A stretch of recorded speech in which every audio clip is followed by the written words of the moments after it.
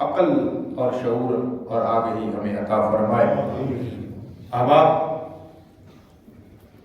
اس کائنات ہست و بود کے اندر واحد ایک ذات ہے جس کو لفظ صحابیت کے ساتھ قرآن میں بیان کیا گیا ہے، زمانہ اس کو صدیق اکبر کے نام سے جانا ہے۔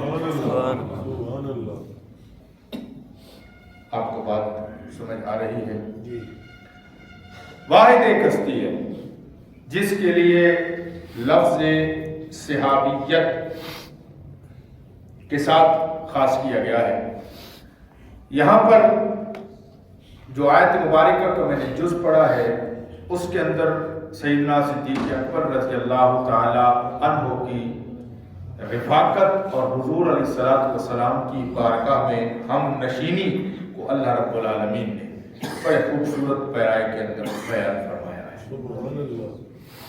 بعض دفعہ ذہن میں خیال آتا ہے کہ یہ جو لصاحبہ کا لفظ موجود ہے، یہ ہر کسی کے لیے ہو سکتا ہے اور یہ کوئی اتنی خاص بات نہیں ہے، تو میں بس ایک دو جملوں میں اس کی وضاحت کر کے آیت کا مفہوم بیان کرتا ہوں۔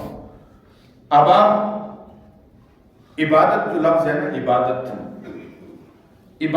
اللہ کی بھی ہوتی ہے، عبادت بتوں کی بھی کی جاتی ہے۔ قل یا ایھا الکافرون لا اعبد ما تعبدون، یعنی لوگ بتوں کو بھی اپنا معبود بنا لیتے ہیں، ان کی عبادت کرتے ہیں۔ تو لفظ عبادت لفظ کی وقت نہیں ہے، لفظ کی اہمیت نہیں ہے۔ لفظ عبادت بتوں کی عبادت کے لیے بھی استعمال ہو رہا ہے، لفظ عبادت اللہ کی عبادت کے لیے بھی استعمال ہو رہا ہے، لیکن اس لفظ کی وقت، اس کی ویلیو، اس کی قیمت، اس لفظ کی عظمت اس وقت پڑے گی جب اللہ کی عبادت اللہ کے ساتھ خاص ہو جائے گی، اس وقت اس کی وقت بڑھ جائے گی۔ یہاں لصاحبہ ہی کی بات نہیں ہے، لصاحب تو بہت سارے ہیں۔ جب لفظ ہی استعمال ہوا ہے، اس لفظ ہی نے صاحب کو اتنا عظیم کر دیا ہے۔ اے صدیق، سارے صحابہ مصطفیٰ کے صحابہ ہیں، پر جو رفاقت تجھے ملی ہے کسی اور کو نہیں ملی۔ سبحان اللہ۔ یہ عظمت، یہ وقار، یہ عزت، یہ رفعت جو سیدنا صدیق اکبر رضی اللہ تعالیٰ عنہ کو، اقبال نے اسی طرح اشارہ کیا، اب چیز دیگر عبدہ چیز دیگر، معراج کے واقعہ پر سبحان الذی اسریٰ بعبدہ، بندے سارے اس کے ہیں، میں بھی اسی کا بندہ ہوں، آپ بھی اسی کے بندے ہیں، کافر بھی اسی کی بندے ہیں، کیوں جی؟ بندے سارے اسی کے ہیں، تو بندہ اس کا ہونا اور بات ہے کہ اب چیزیں دیگر یہ اور چیز ہے، لیکن اب تو ہو چیزیں اور او دیگر، فرمایا یہ جو اب تو ہو ہے یہ اور چیز ہے، اس لیے کہ بندے تو سارے ہیں، لیکن جس کو رب کہہ دے میرا بندہ ہے اس کا اپنا مقام ہے۔ تو سیدنا صدیق اکبر صحابی صرف نہیں ہیں، یہ وہ صحابی ہیں جن کو رب نے کہا ہے اے صدیق تو میرے محبوب کا صحابی ہے، قرآن نے کہا ہے۔ اور لفظ اذ یقول لصاحبہ، واقعہ ہجرت بہت طویل ہے، آپ احباب جانتے بھی ہیں، سنا ہوا بھی ہے۔ نبی کریم علیہ السلام اپنے گھر کاشانہ اقدس سے نکلتے ہوئے حضرت علی المرتضیٰ شیر خدا رضی اللہ تعالیٰ عنہ کو بستر پر سلا دیتے ہیں اور فرماتے ہیں کہ تم بستر پہ سو جاؤ، میں جا رہا ہوں مدینہ یثرب کی طرف، تم صبح امانتیں واپس کر کے میرے پیچھے آ جانا۔ خود نکلتے ہیں، سورہ یاسین کی ابتدائی آیات تلاوت فرما کر دم کرتے ہیں، کافر اندھے ہو جاتے ہیں۔ حضور نکل کر سیدھے صدیق اکبر کے گھر، جب حضور وہاں پہنچتے ہیں پہلے سامان بندہ ہوتا ہے، صدیق تیار بیٹھے ہوتے ہیں، صدیق اکبر تیار بیٹھے ہوتے ہیں۔ کریم آقا علیہ السلام صدیق اکبر کو اپنے ساتھ لیتے ہیں، چل پڑتے ہیں، غار ثور میں جا کر حضور آرام فرماتے ہیں۔ غار ثور کے اندر کریم آقا علیہ السلام جب آرام فرما لیتے ہیں، وہاں تشریف فرما ہو جاتے ہیں، تو کافروں نے 100 سرخ اونٹ انعام کے طور پر رکھے ہوئے ہیں۔ یہ ساری باتیں جو میں کر رہا ہوں ان کو یاد رکھنا ہے، میں انہی میں سے ایک نتیجہ پیش کر کے بات مکمل ہو جائے گی۔ یہ ذکر ہم کیوں کرتے ہیں صدیق اکبر کا، انشاءاللہ اس کا بھی میں آخر پر عرض کروں گا، اور یہ میں نہیں کہہ رہا، یہ حضرت علی کا فرمان ہے، جو اس دنیا میں صدیق سے محبت کرے گا رب قیامت کے دن اس کو صدیق کے ساتھ سبحان اللہ۔ میں روایت پیش کروں گا انشاءاللہ آخر میں جا کے۔ بس بات آپ کو ایک عرض کرنی ہے، ایک نتیجہ پیش کرنا ہے۔ سیدنا صدیق اکبر حضور کے ہم سفر ہیں، غار میں پہنچ گئے، حضور علیہ السلام وہاں رک گئے، غار ثور، اور پھر کافر جو 100 اونٹ کا اعلان کیا ہوا ہے، سرخ 100 اونٹ انعام کے طور پر، جو زندہ یا مردہ معاذ اللہ ان کو پکڑ کر لائے گا، ہم اسے 100 اونٹ انعام کے طور پر دیں گے، یہ اعلان ہوا ہے۔ کافر بڑے عظیم کھوجی، بڑے ماہر کھوجی بلائے ہوئے ہیں، جو قدموں کے نشان دیکھتے ہیں۔ آج بھی کھوجی بلائے جاتے ہیں چور پکڑنے کے لیے، اس وقت بھی کھوجی بڑے عروج پہ تھے، اور میں آپ کو یہ بتا دوں کہ اس وقت کے کھوجی کتنے بڑے ماہر اور کھوجی تھے کہ ابو جہل جیسا بندہ اتنا ذہین اور فتین تھا کہ اگر اونٹوں کی قطار گزر جاتی تو اس کے پاؤں دیکھ کر بتاتا تھا اس اونٹ کی قطار میں کتنے اونٹ تھے، کتنی اونٹنیاں تھیں، کتنے اونٹوں پہ سامان لگا ہوا تھا، کتنی اونٹنیاں حاملہ تھیں، کتنے اونٹ بغیر سامان کے تھے، اور ان کے ساتھ کتنے لوگ پیدل جا رہے تھے۔ اتنے ماہر لوگ تھے، اتنا ماہر کھوجی بلایا گیا۔ جب غار ثور کے دہانے پر پہنچے تو غار ثور کے دہانے پر سیدنا صدیق اکبر، جس کا آپ نے غار ثور دیکھی ہے تو بیٹھ کر بمشکل نفل پڑھے جاتے ہیں، بیٹھ کے بھی میرے جیسے بندے کا اوپر سر لگتا ہے، اور بڑی مشکل سے نوافل پڑھے جاتے ہیں، بندہ بڑی مشکل سے گھستا ہے۔ سیدنا صدیق اکبر نے یوں جھک کر جو دیکھا تو کافروں کے پاؤں نظر آئے، تو حضور علیہ السلام کی بارگاہ میں عرض کی، آقا وہ جو کافر ہیں وہ باہر آ گئے ہیں، اگر انہوں نے جھک کر اپنے پاؤں کی طرف دیکھا تو ہم انہیں نظر آ جائیں گے۔ میرے کریم نبی علیہ السلام نے ارشاد فرمایا، لا تحزن، لا تحزن ان اللہ معنا۔ اللہ کرے میرے پاس وقت بچے اور میں بات وضاحت کر سکوں۔ یہ لفظ میں نے پچھلے جمعہ مبارک پر عرض کیا تھا، میں اس کی وضاحت کروں گا۔ ایک ہوتا ہے لا تحزن، یہاں تخف بھی آ سکتا تھا، لا تخف، لا تخف بھی ہو سکتا تھا، جملہ پھر بھی غلط نہیں تھا، لیکن لفظ اللہ کا کلام ہے، لا تحزن ہے۔ تخف ہوتا ہے، اس کا معنی ہوتا ہے تو خوف نہ کر، تحزن کا معنی ہوتا ہے تو غم نہ کر۔ دونوں میں فرق کیا ہے؟ مزہ لیجئے گا بات کا، دونوں کا فرق کیا ہے؟ دونوں کے اندر خوف جو ہوتا ہے نا، خوف وہ بندے کے اوپر طاری ہوتا ہے، بندہ کسی چیز سے ڈر کر، سانپ دیکھا یکدم ڈر گیا، اپنے لیے وہ ڈر گیا تو اس کے لیے خوف ہوتا ہے۔ لیکن غم جو ہوتا ہے نا، یہ اپنے لیے نہیں ہوتا، غم یار کے لیے ہوتا ہے۔ ایڈی ماٹی سبحان اللہ بھی نہیں چاہے، سبحان اللہ، سبحان اللہ۔ تاجدار صداقت کا ذکر ہو رہا ہے، بات میری سمجھ رہے ہیں؟ نبی پاک صلی اللہ علیہ وسلم نے 1 سال کو اپنی زندگی میں عام الحزن قرار دیا ہے، پتہ ہے سب کو عام الحزن کیوں قرار دیا؟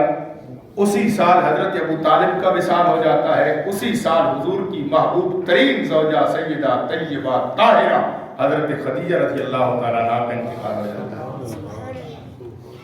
یہ جو حزن ہوتا ہے نا، یہ ذات کے لیے نہیں ہوتا، یہ جو غم ہوتا ہے یہ اپنے لیے نہیں ہوتا، اپنے لیے خوف ہوتا ہے، بندہ جب ڈرتا ہے اس پر خوف طاری ہوتا ہے، اپنے لیے خوف ہوتا ہے، لیکن جب یار کی بات آتی ہے پھر غم ہوتا ہے۔ رب نے فرمایا صدیق خود نہیں ڈرا، اس بات سے نہیں ڈرا کہ میں ختم ہو جاؤں گا، صدیق اکبر کو غم تڑپا رہا تھا کہ میرے محبوب کا کیا بنے گا۔ رب نے کہا لا تحزن اے محبوب اس کو بتا دو. حضور نے فرمایا لا تحزن، غم نہ کر، اور آگے فرمایا ان اللہ معنا، اے صدیق اللہ ہمارے ساتھ ہے. سبحان اللہ سبحان اللہ. معیت جو ہوتی ہے نا، معیت کسی کا ساتھ، وہ تین قسم کا ہوتا ہے. ایک ہوتا ہے عام لوگوں کا ساتھ ہونا، میں اور آپ ہیں، ہمارے ساتھ اللہ ہے نا، ہمارے ساتھ اللہ ہے. کون کہتا ہے اللہ ہمارے ساتھ نہیں ہے؟ نحن اقرب الیہ من حبل الورید، اللہ شاہ رگ سے بھی، اللہ شاہ رگ سے بھی، اللہ میرے ساتھ بھی ہے، آپ کے ساتھ بھی ہے. لیکن جب ہمارے ساتھ ہے تو ہمارے ساتھ روب و دبدبہ کے لیے ہے. ہمیں یہ کہا جا رہا ہے خبردار رب تیرے ساتھ ہے، رب تجھے دیکھ رہا ہے، تو رب کی نظر میں ہے، غلط کام نہ کرنا. ایک میت عام ہوتی ہے، پھر ایک میت خاص ہوتی ہے. اور وہ خاص میت کیا ہوتی ہے؟ وہ خاص میت اللہ رب العالمین جیسے قرآن مجید کے اندر مع المحسنین، مع المتقین، متقین اور محسنین نیکی کرنے والوں کے لیے یہ میت خاص ہوتی ہے.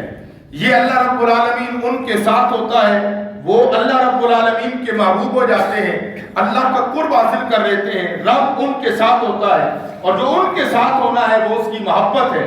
لیکن ایک میت خاص الخاص ہوتی ہے، وہ انبیاء کو نصیب ہوتی ہے. سبحان اللہ. وہ کس کو نصیب ہوتی ہے؟ انبیاء کو نصیب ہوتی ہے. وہ کیسے؟ ہاتھ یوں چھپا کر باہر نکالتے ہیں، سورج کی روشنی ماند پڑ جاتی ہے، اپنا عصا زمین پہ پھینکتے ہیں، سانپ بن جاتا ہے، اپنی انگلی اٹھاتے ہیں، چاند 2 لخت ہو جاتا ہے. وہ انبیاء کو نصیب ہوتی ہے. لیکن میں ان تینوں کی بات نہیں کر رہا ہوں، میں تو امام الانبیاء کی بات کر رہا ہوں. رب العالمین کی خاص میت اپنے محبوب مکرم کو حاصل ہے. اللہ کے نبی نے صدیق اکبر کو فرمایا ان اللہ معنا، فرمایا صدیق وہ میت جو عام بندوں کو ملتی ہے، نہ وہ تیرے ساتھ نہ وہ میرے ساتھ، جو انبیاء کو ملتی ہے نہ وہ میرے ساتھ نہ وہ تیرے ساتھ، بلکہ میری میت محمد مصطفیٰ کی جو اللہ کے ساتھ ہے، اللہ نے وہ تجھے میرے وسیلہ سے عطا فرما دی. تو بھی اس میت میں آ گیا ہے. اور اب آپ دیکھیے واقعہ معراج، واقعہ ہجرت پہ غور فرمائیں. کوئی موبائل کا دور تو تھا نہیں. اب ہم احادیث روایات پڑھتے ہیں نا، بندے کو عجوبہ لگتا ہے کہ یار یہ کیسے ممکن ہے. جب کریم آقا علیہ السلام حضرت صدیق اکبر کے دروازے پر پہنچے، آپ حضرت صدیق اکبر کے گھر پہنچے تو صدیق اکبر کا پہلے سامان تیار پڑا تھا. احادیث کے الفاظ ہیں، تاریخ کے الفاظ ہیں، روایات کے الفاظ ہیں. حضور جب پہنچے تو صدیق اکبر کا سامان بندہ ہوا تھا. کبھی ہم نے غور کیا، آپ نے غور کیا کیا ماجرا تھا؟ وہ موبائل فون تو تھا نہیں، کس نے اطلاع دی تھی؟ تو پھر وہ روایت مجھے یاد آ رہی ہے تاریخ الخلفاء کی. امام جلال الدین سیوطی رحمۃ اللہ علیہ لکھتے ہیں کہ جب کریم آقا علیہ السلام وہاں پہنچے تو پوچھا صدیق یہ سامان کیوں تیار کر رکھا ہے؟ کہا حضور ایک دن آپ کی بارگاہ میں بیٹھا ہوا تھا، آپ نے کہا تھا ابو بکر ایک رات آئے گی ہم ہجرت کریں گے، میرے سفر میں میرے ساتھ تو ہوگا. اس رات سے لے کر آج تک ہر روز سامان تیار رکھتا ہوں، کب محبوب کی صدا ہے. عشق کس کو کہتے ہیں؟ میں اور آپ بھی عاشق ہیں. اذان فجر ہو سوئے ہوتے ہیں بھائی، ایسے نہیں رضی اللہ عنہ مرض عنہ ملتا. یہ لصاحب ہی قرآن میں ایسے نہیں آ گیا، یہ قرآن میں ایسے نہیں آ گیا.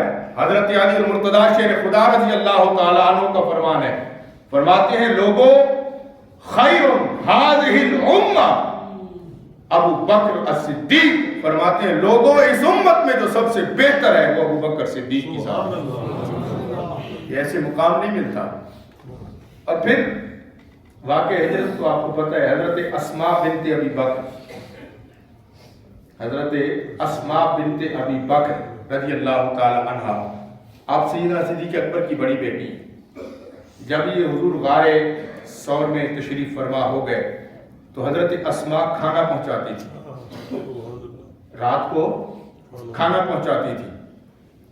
اور پھر آپ کا بیٹا حضرت عبداللہ وہ اہل مکہ کی خبریں لے کر حضرت سیدنا صدیق اکبر کو پہنچاتے تھے. یہاں تک بس نہیں ہے، حضرت صدیق اکبر کے غلام کا نام ہے عامر بن فہیرہ. کیا نام ہے؟ عامر بن فہیرہ. عامر بن فہیرہ شام جب ڈھلتی بکریوں کو ہانکتے، غار کے دہانے لے جاتے، تازہ دودھ نکالتے، کریمہ کا بھی بارگاہ میں پیش کرتے۔ اور ابن عساکر نے کہا صرف پیش نہیں کرتے تھے، دودھ دو کر پہلے گرم کرتے پھر حضور کی بارگاہ میں پیش کرتے۔ جب کریمہ علیہ السلام گھر سے نکلے تھے تو کسی کو بھی نہیں بتایا تھا کہ میں کہاں جا رہا ہوں، کسی کو بھی نہیں بتایا تھا کہ میں کہاں جا رہا ہوں، میں یثرب جا رہا ہوں، کدھر جا رہا ہوں، کسی کو کوئی خبر نہیں تھی۔ اس کائنات کے اندر صرف دو لوگوں کو خبر تھی، ایک علی المرتضیٰ شیر خدا کو، ایک صدیق اکبر۔ آپ میرے ساتھ موجود ہیں، ایک حضرت علی کو خبر تھی، ایک ابو بکر صدیق کو خبر تھی، باقی کسی کو خبر نہیں تھی کہ حضور کدھر جا رہے ہیں ہجرت کر کے۔ یہ پتا تھا کہ ہجرت کرنی ہے، یہ پتا تھا کہ ہجرت کرنی ہے، لیکن پتا کسی کو اور نہیں تھا کہ جانا کہاں ہے، ہمارا پہلا سٹے کہاں ہوگا، ہم پہلا جو اپنا پڑاؤ ڈالیں گے وہ کہاں ہوگا، کسی کو خبر نہیں تھی۔ پھر حضرت اسماء کو کس نے بتا دیا کہ حضور غار ثور میں موجود ہے؟ پھر حضرت عامر بن فہیرہ کو کس نے بتا دیا؟ پھر حضرت عبداللہ کو کیسے خبر ہوئی کہ غار ثور میں جا کے خبریں پہنچائیں؟ اس کا مطلب یہ ہوا نبی پاک صلی اللہ علیہ وسلم کو جس گھرانے پر سب سے زیادہ اعتماد تھا اس گھرانے کا نام صدیق اکبر ہے، اس کو صدیق اکبر کہتے ہیں۔ ہاں حضرت صدیق اکبر جب وہاں سے نکلے، ٹوٹل 9 سال عمر ہے حضرت اسماء کی، آج بھی غار ثور کی طرف جاتے ہوئے میں شاید کئی دفعہ یہ جملہ عرض کر چکا ہوں کہ آج بھی غار ثور کی طرف جب آپ جاتے ہیں تو خدا کی قسم آج بھی اگر وہ مکہ شریف کی دھرتی نہ ہو، آج بھی وہ عرب شریف کی دھرتی نہ ہو، دل کو نہیں جایا جا سکتا، آج بھی دل کو نہیں جایا جا سکتا، وہاں تانتا بندہ ہوتا ہے، اس لیے کہ امن کی جگہ ہے، عرب کی سرزمین ہے، میرے مصطفیٰ کریم کے قدم لگے ہیں، وگرنہ وہ جگہ آج بھی اس قابل نہیں ہے کہ ہم اس کے اوپر اس جگہ پر جا سکیں۔ اور پھر اتنی اونچائی ہے، عمر 9 سال ہو، رات کی تنہائی کا عالم ہو، ہو کا عالم ہو، اور پھر کفار مکہ جو ہے وہ کتوں کی طرح انتظار میں بیٹھے ہوں کہ یار کس طرح پکڑنا ہے، پھر 9 سال کی بچی ہو جس کے پاس کوئی سہارا نہ ہو، دادا بھی آنکھوں سے اندھا ہو، سب لوگ دشمن جاں بنے ہوں، پھر وہ اپنے کپڑے کو پھاڑے، کھانا اندر باندھے، رات کی تنہائی میں اس غار ثور کی اونچائی پر پہنچ کر غار ثور میں کھانا پہنچائے، پھر مصطفیٰ کی بارگاہ میں حاضر ہو۔ ارے یہ صدیق اکبر کا گھرانہ ہی کر سکتا ہے، اسی لیے تو رب العالمین نے فرمایا اذ یقول لصاحبہ، اللہ رب العالمین نے کہا صدیق نبی کے سارے صحابہ ہیں، پر جو صحابیت تجھے ملی ہے یہ کائنات میں کسی اور کو نہیں نصیب ہوئی، یہ کائنات میں کسی اور کو نہیں ملی ہے، یہ کائنات میں کوئی اور مقابلہ نہیں کر سکتا ہے تیری صحابیت کا، کیونکہ تیرا گھرانہ اتنا وفادار ہے۔ اور یار اندازہ لگائیں، انعام بر ملا اعلان کیا ہوا ہو اور اتنے رازدار کہ کھانا پہنچائیں، 100 اونٹ کس کو نہیں چاہیے تھے؟ ذرا اس معاشرے پہ نگاہ دوڑائیں، اس ماحول پہ نگاہ دوڑائیں، اس عالم کو دیکھیں کہ وہ لوگ جو ایک اونٹ پر صدیوں لڑائیاں جاری رکھتے تھے، مال و دولت کے لیے لڑتے تھے۔ صدیق اکبر کی اولاد تو صدیق اکبر کی اولاد ہے، میں تو قربان جاؤں صدیق اکبر کے اس غلام پر جو غلام ہو کر بھی لالچ کی طرف نہیں جاتا ہے، 100 اونٹ کی طرف نہیں جاتا ہے، جس کی ایک ہی تڑپ اور ایک ہی لگن ہے کہ اللہ کا محبوب اور اس محبوب کا محبوب خیر خیریت سے منزل مقصود تک پہنچے، جس کا گھرانہ اس طرح وفا کر رہا ہو، لوگ اسے صدیق اکبر کہتے ہیں۔ اور حضرت علی المرتضیٰ شیر خدا رضی اللہ تعالیٰ عنہ ارشاد فرماتے ہیں، ابن عساکر کی روایت ہے، میرے پاس حوالہ موجود ہے، آپ فرماتے ہیں لوگوں صدیق اکبر کو یہ لقب ہم نے نہیں دیا، یہ صدیق اکبر کا لقب رب نے آسمان سے نازل فرمایا، صدیق کا۔ اور پھر عالم کیا ہے، منبر پہ بیٹھے ہیں، خلیفہ ہے، خلیفہ اول بلا فصل، صدیق اکبر رضی اللہ تعالیٰ عنہ ممبر پہ بیٹھے ہیں، جمعہ کا دن ہے، تقریر شروع ہے، گفتگو شروع ہے، ممبر رسول ہے، حضرت امام حسین مسجد میں داخل ہوئے، حضرت علی پہلی صف میں ہے، حضرت امام حسین رضی اللہ تعالیٰ عنہ جو داخل ہوئے فرمایا اتر جاؤ صدیق، یہ میرے نانے کا ممبر ہے۔ امام حسین نے کہا صدیق اتر جاؤ، یہ میرے نانے کا ممبر ہے۔ صدیق اکبر نے یہ نہیں کہا میں وقت کا بادشاہ ہوں، جلدی سے اتر کے کھڑے ہو کر خدا کی قسم روایت کے الفاظ ہیں، فرمایا حسین حسین تو ممبر کی بات کرتا ہے، یہ ممبر بھی تمہارے نانے کا ہے، یہ صدیق بھی تمہارے نانے کا ہے۔ حضرت علی رضی اللہ تعالیٰ عنہ آگے بڑھے، آ کر عرض کی، کہنے لگے ابو بکر ہم نے نہیں کہا تھا بچے کو کہ یہ جملہ کہے، ہم نے اسے نہیں کہا تھا، یہ پتہ نہیں اس کے من میں کیا آیا ہے۔ تو حضرت صدیق اکبر نے حضرت علی کو جواب دیا، فرمایا میرے بھائی علی سنو، حسین نے جو کہا ہے غلط تو نہیں کہا ہے، کہا تو سچ ہے، اس لیے کہ ممبر بھی اس کے نانے کا ہے، صدیق بھی اس کے نانے کا ہے۔ بخاری کتاب المناقب حدیث پاک، کتاب بخاری صحیح بخاری کتاب المناقب کی روایت درس کر رہا ہوں۔ مدینہ شریف کی گلیوں میں صدیق اکبر نے پڑھائی نماز پڑھا کے باہر نکلے، بچے کھیل رہے تھے، ان بچوں میں ایک جانے کائنات کھیل رہا تھا، ان بچوں میں ایک جانے جہانے کائنات کھیل رہا تھا۔ باہر نکلے، دیکھا حسین نظر آیا، حسین کو اٹھا کے کندھوں پہ بٹھا لیا، ایک پہ حسن کو بٹھا لیا۔ جب بٹھایا نا ان بچوں کو کندھے پہ تو فرمانے لگے علی اللہ کی عزت کی قسم ہے، یہ جو بچہ ہے نا، یہ جو حسن ہے، یہ علی تمہاری طرح نہیں، یہ تو میرے مصطفیٰ کی طرح ہے، یہ تو چھوڑیے مصطفیٰ ہے۔ اس محبت کا عالم تو دیکھیے۔ پھر کیوں نہ سیدنا علی رضی اللہ تعالیٰ عنہ، آپ کے بارے میں ابن عساکر میں حضرت شاید انس بن مالک رضی اللہ تعالیٰ عنہ بیان کہتے ہیں حضرت علی اتنی تعریف کسی کی نہیں کرتے تھے جتنی سیدنا صدیق اکبر۔ امام محمد باقر،